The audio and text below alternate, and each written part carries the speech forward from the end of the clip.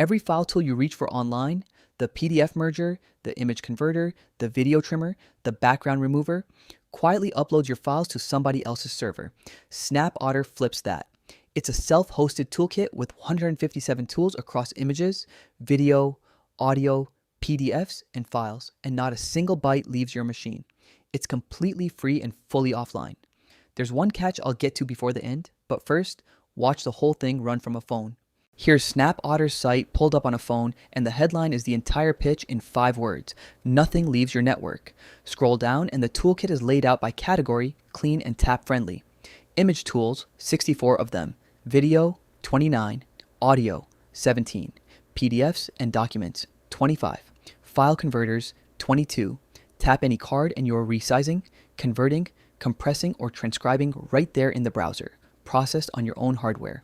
No account, no upload, no waiting on someone's free tier, no daily limit nudging you toward a subscription. The interface speaks 21 languages with full right-to-left support, so it's not just an English-only project.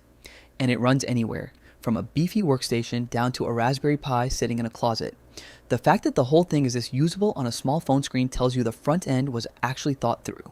SnapOtter comes from a small team led by Siddharth Kumar Saw, building out of Singapore. It's only about 3 months old on GitHub, and it's already pulled 1,690 stars, which usually means people were waiting for exactly this. And it's not a weekend toy. New releases land every couple of weeks. It carries the OpenSSF Best Practices badge for security hygiene, and there's an active Discord and issue tracker behind it. The codebase is TypeScript, the work is steady, and the roadmap is public. Version 2.0 is already in the pipeline. When you're going to point a tool at your private document, that kind of momentum and transparency is exactly what you want to see before you trust it. Let's sit on that number for a second because it's the whole story. 157 tools. Not 157 buttons that secretly phone a cloud API. 157 real processing tools running locally on your own box. Picture how many random sites you'd normally bounce through to get through a single day. One to merge PDFs, one to compress a video, one to strip a background, one to convert that HEIC photo your phone insists on shooting. Every one of those is a stranger's server quietly seeing your files. SnapOtter folds all of it into one app you control, and it goes further than a flat list of tools. You can chain steps into reusable pipelines. Say, resize, watermark, then compress. Export that workflow as JSON and batch it across unlimited files at once. One number, but a lot of leverage hiding behind it. Here's how those 157 break down.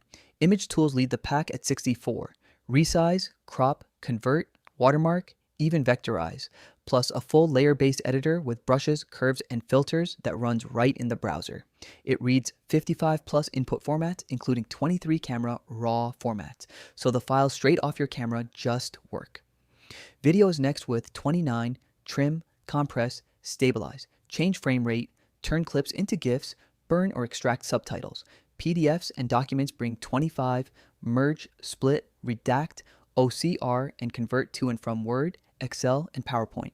File converters add 22 for CSV, JSON, XML, and YAML wrangling. Even a quick chart maker. And audio rounds it out with 17 for normalizing, noise reduction, silence trimming, and pitch shifting. Whatever you were about to Google a converter for, it's probably already in here. Here's the part that surprised me. SnapOtter ships local AI, and I mean genuinely local, running on your own hardware with no internet connection at all. It'll remove backgrounds, upscale low-res images, restore and colorize old photos, erase unwanted objects, blur faces for privacy, and even expand a canvas beyond its original edges. It pulls text straight out of images and PDFs with OCR, transcribes audio, and auto-generates subtitles for your videos. That's the exact category of work you'd normally hand to a paid cloud service. And to do it, you'd be uploading your private photos and recordings to someone else's GPU. Here, none of it leaves the room. And if you're plugging SnapOtter into a bigger setup, it supports OIDC single sign-on, so you can log in with Google, GitHub, Okta, or any OpenID provider, and every tool is reachable through a REST API with an API key. So here's the catch I promised, and it's an honest one. SnapOtter is dual licensed. For you, self-hosting it at home, or for your own team, it's free and open source under the AGPL-v3. Use it, modify it, run it forever. No payment, no phone home. But The AGPL has teeth and you should understand them. If you build snapotter into a product or a hosted service that other people use over a network, that license obligates you to share your source code with those users. If you'd rather wrap it into a closed, proprietary, or commercial offering without that obligation, the maintainers sell a separate commercial license and you contact them for terms. For the vast majority of people watching, the home lab crowd, the privacy conscious, anyone just processing their own files, that copyleft clause simply never triggers. It's only a factor if you're turning it into something you sell. Know the rule going in, and there are no surprises later. Getting it running is genuinely a one-stack job, and there's no SaaS account anywhere in the picture. snapotter is a small Docker Compose stack. The app, Postgres 17, and Redis 8 wired together with one file. Drop in that Compose file, run Docker Compose up, and a minute later, you've got the full toolkit waiting on port 1349. No external dependencies, nothing reaching out to the cloud, just 3 containers on your own box. It's multi-arch out of the box, so the exact same setup works on an Intel server, Apple Silicon, or an ARM Raspberry Pi humming away in the corner. Point a volume at it for persistent storage and you're done. And because there's a REST API with an interactive docs page, every one of those 157 tools is scriptable, not just clickable. Wire it into your own automations and cron jobs. Your files, your hardware, your rules. So that's snapotter. 157 file tools, real local AI, reusable pipelines, an SSO ready API, and the whole thing fully self-hosted so your files never leave your network. If you're tired of feeding personal documents into random converter sites, this is the one to spin up this weekend.